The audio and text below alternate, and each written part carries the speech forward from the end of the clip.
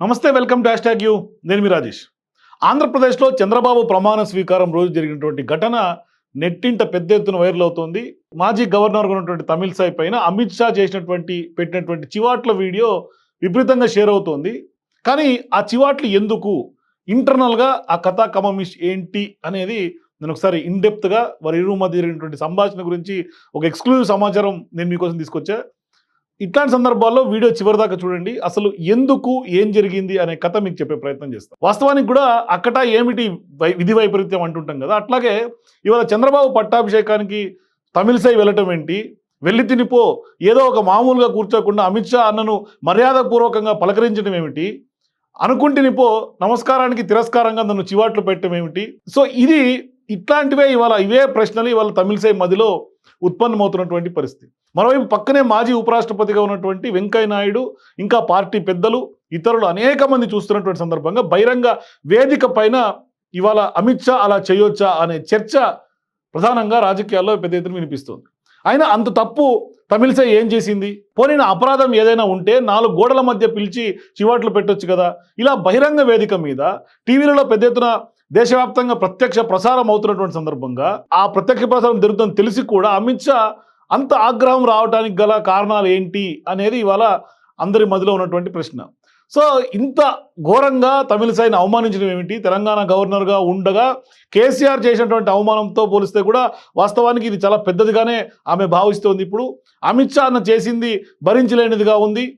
అయితే ఉన్నటువంటి గవర్నర్ పదవి కూడా వదులుకొని కేంద్ర మంత్రి పదవి కోసం ఆశతో పార్లమెంట్ బరిలో దిగినటువంటి ఎన్నికల్లో ఓటమి వైపు తనను బాధిస్తుంటే అమిత్ షా తాజాగా చివాట్లు పెట్టినటువంటి వ్యవహారం కూడా ఆమె పెద్ద ఎత్తున బాధపడుతోంది, మదనం పడుతోంది. ఇట్లాంటి సందర్భాల్లో రాష్ట్రంలో తలెత్తుకోగలనా అనేది వాళ్ళ తమిళిసై యొక్క అంతర్మదనం. సో ఇప్పుడు కింగ్ కర్తవ్యం ఏంటి, ఇలా పరి విధాలుగా తెలంగాణ మాజీ గవర్నర్గా ఉన్నటువంటి తమిళిసై ఇవాళ పెద్ద ఎత్తున బాధపడుతున్నటువంటి పరిస్థితి కనిపిస్తుంది. ఎందుకంటే కొన్ని లక్షలాది మంది చూస్తుండగా జరిగినటువంటి ఈ ఉదంతం ఎవరు కూడా అంత త్వరగా జీర్ణించుకోవడం వాస్తవానికి కూడా కష్టంగా చెప్పుకోవాలి. కానీ వాస్తవానికి ఏం జరిగిందంటే 2024 మొన్నటికి మొన్న బుధవారం 12వ తారీఖున విజయవాడ సమీపంలో కీసరపల్లిలో ముఖ్యమంత్రిగా నారా చంద్రబాబు నాయుడు మంత్రుల ప్రమాణ స్వీకారోత్సవ కార్యక్రమానికి పెద్ద ఎత్తున బీజేపీ ప్రముఖులతో పాటు తమిళిసై కూడా వెళ్ళారు.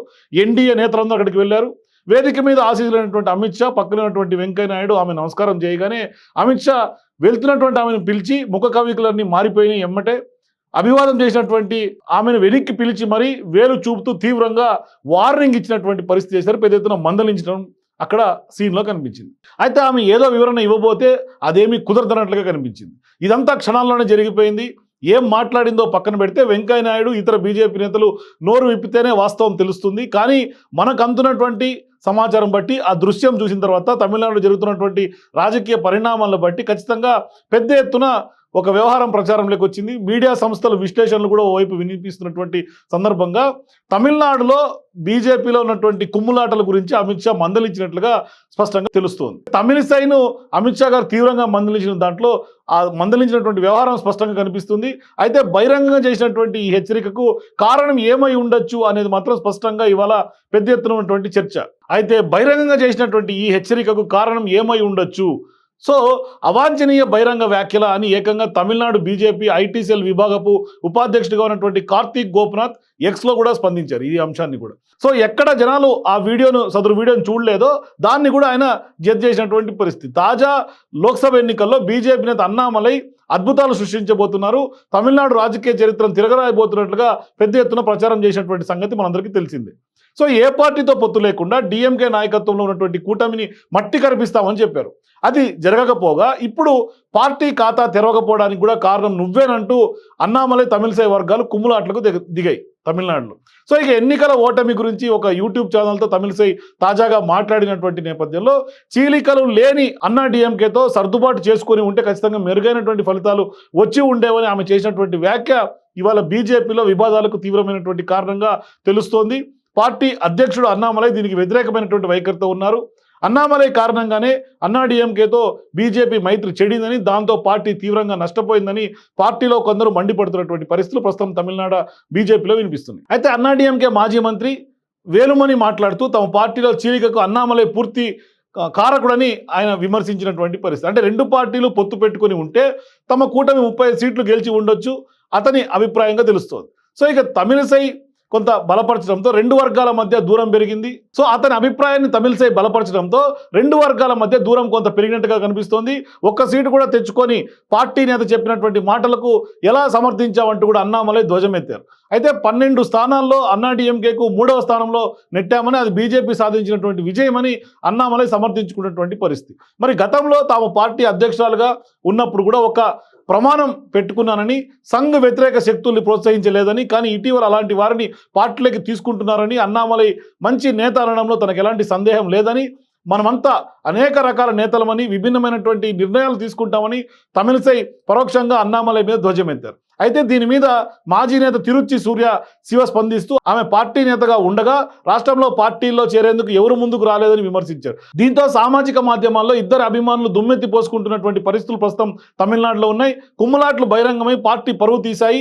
ఓటర్లలో మాజీ హీరోయిన్ ఖుష్బూకు ఉన్నటువంటి ఆకర్షణను కొంత ఎన్నికల్లో ఉపయోగించుకొని ఉంటే ఫలితాలు వేరుగా వచ్చి ఉండేవని కూడా బాలీవుడ్ దర్శకుడు బీజేపీ అభిమాని ఆనంద్ కుమార్ కూడా చెప్తున్నటువంటి పరిస్థితి. అయితే అన్నామలై గనుక కొంత ఖుష్బూను ప్రచారంలోకి దించి ఉంటే ఖచ్చితంగా తమిళనాడులో ఫలితాలు వేరుగా ఉండేవని కూడా కొంతమంది అభిప్రాయంగా తెలుస్తుంది. మరి తమిళనాడు బీజేపీలో సమన్వయం లేకపోవడం, రాజకీయాల్లో ఒకే ఒక్కడు ప్రత్యేకించి రాజకీయాలు కొత్తగా వచ్చినటువంటి అన్నామలై కొంత పోరాడలేనటువంటి పరిస్థితులు, ఓట్ల శాతం పెరిగి ఉండొచ్చు తప్ప ఒక్క సీటు కూడా రానటువంటి పరిస్థితి, ఎంతగానో ఆకర్షణ ఉన్నటువంటి ఖుష్బూను బీజేపీ ఎందుకు వినియోగించుకోలేదో కూడా కొంతమందికి దగ్గర సమాధానం లేనటువంటి పరిస్థితి. మరి ప్రధాని నరేంద్ర మోదీ, అమిత్ షా అట్లాగే జేపీ నడ్డా వచ్చినటువంటి సభలకు ఎందుకు ఆహ్వానించలేదో కొంత ఆశ్చర్యంగా ఉన్నటువంటి పరిస్థితులు ఉన్నాయి. సో ఇట్లాంటి సంపూర్ణమైనటువంటి మెజారిటీ పార్టీ దూరమైనటువంటి కారణాలను బహిరంగంగా చెప్పుకోలేనటువంటి స్థితిలో పడితే ఒక్క సీటు కూడా రాని చోట ఈ రచ్చ ఏమిటంటూ కూడా కేంద్ర నాయకత్వం ఇవాళ తలలు పట్టుకుంటున్నటువంటి పరిస్థితి. అంటే ఈ పూర్వ రంగంలో అమిత్ షా బహిరంగ మందులింపు ఉదంతం చోటు చేసుకుంది. సో ఇవన్నిటి వ్యవహారం తర్వాత అమిత్ షా కొంత బహిరంగంగా మందులింపు ఉదంతం చోటు చేసుకోవడంతో అన్నామలై కేంద్ర నాయకత్వాన్ని తప్పుదారి పట్టిస్తున్నట్టు కూడా బీజేపీ మేధావుల విభాగం నేత కళ్యాణ్ రామన్ కూడా ఇవాళ ధ్వజమెత్తున్నటువంటి పరిస్థితి. అంటే గత ఎన్నికల్లో పార్టీకి ఒక అంకెతో వచ్చినటువంటి ఓట్లు ఇప్పుడు 2 అంకెల శాతానికి పెరిగాయని చెప్పడం కొంత తప్పుదారి పట్టించడమే అంటూ కూడా స్థానికంగా బీజేపీ నేతలు చాలామంది అభిప్రాయపడతారు. 2019లో 9 సీట్లలో పోటీ చేసినప్పుడు అంటే 5.56% ఓట్లు వచ్చాయని, అయితే తాజాగా 23 చోట్ల పోటీ చేస్తే 11.24% వచ్చినటువంటి వ్యవహారంగా ఇవాళ చెప్తున్నటువంటి పరిస్థితి. దీన్ని మరో విధంగా చెప్పాలంటే పోటీ చేసిన సీట్ల ప్రాతిపదికన ఈసారి 14.25% రావాలని రామన్ వాదించారు. సో ఇక అన్నామలైకి నైతిక విలువలు లేవని ఇవాళ పదవికి రాజీనామా చేయాలనే డిమాండ్ ప్రధానంగా ఇక్కడ స్థానికంగా కనిపిస్తోంది. మరి అమిత్ షా తీరు గురించి డిఎంకే ప్రతినిధి అన్నాదురై ఎక్స్ ద్వారా స్పందిస్తూ కూడా ఇదేమి రాజకీయాలు, తమిళనాడుకు చెందినటువంటి ప్రముఖ మహిళా నేతను బహిరంగ మందలించడం సభ్యతేనా అంటూ కూడా ఇవాళ అమిత్ షా పైన కొంత వ్యతిరేకంగా ఇవాళ పోస్టులు పెడుతున్నటువంటి పరిస్థితి. ఇది చాలా చెడు ఉదాహరణ, ప్రతి ఒక్కరు కూడా దీన్ని గమనిస్తారని అమిత్ షా తెలుసుకోవాలంటూ కూడా చాలా మంది చెప్తున్నటువంటి పరిస్థితులు కనిపిస్తున్నాయి. లోక్సభ ఎన్నికల ఓటమి తర్వాత తమిళనాడు బీజేపీలో ఉన్నటువంటి కుమ్ములాట్ల గురించి దేశంలోనే పెద్ద ఎత్తున ఇవాళ చర్చ జరుగుతోంది. అమిత్ షా ఆగ్రహ ప్రదర్శన స్పష్టంగా అది బహిరంగంగా చేయడంతో పెద్ద ఎత్తున దేశవ్యాప్తంగా తమిళనాడు బీజేపీ అక్కడ ఉన్నటువంటి అంతర్గత కుమ్ములాట్లు ఇవాళ బట్టబయలైనటువంటి పరిస్థితి కనిపిస్తోంది. For more videos please watch #.